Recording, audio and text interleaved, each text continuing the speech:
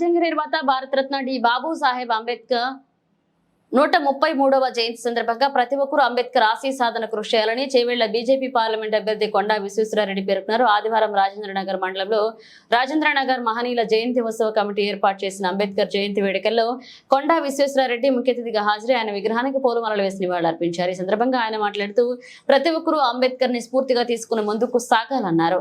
ఆయన చేసిన సేవలు ఎప్పటికీ మరులేనివని కొనియాడారు.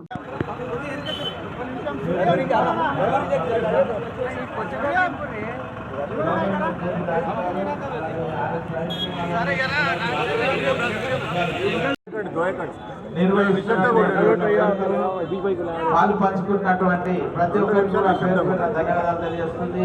రాజేంద్రనగర్ సర్కిల్ బాబాసాహెబ్ అంబేద్కర్ గారు నిజమైన దేశ ఆయన దేశాన్ని ఒక దిక్కు తీసుకున్నారు.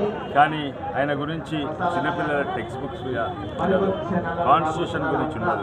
వేరే దేశాలలో కాన్స్టిట్యూషన్ మీద ఇటువంటి గొప్ప వ్యక్తుల మీద టెక్స్ట్ బుక్స్ వాళ్ళు ఉంటాయి.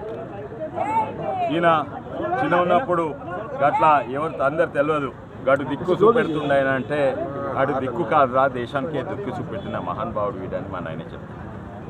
ఆయన ఎంతో గొప్ప వ్యక్తి.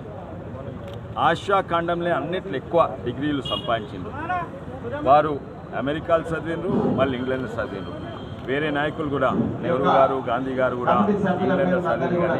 కానీ ఇంగ్లాండ్ విధానం వేరు, అక్కడ సమాజం వేరు. అమెరికా విధానం వేరు, అక్కడ సమాజం వేరు. ఈయన ఒక్కడు ఇంగ్లాండ్లో అమెరికా చదివిండు.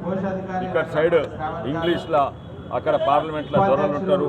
అమెరికాలో ఇంకెక్కువ సామాజిక న్యాయం మీద ఎక్కువ ఫోకస్ ఉంటుంది. రెండింటి ఎక్స్పోజర్ ఉన్నారు.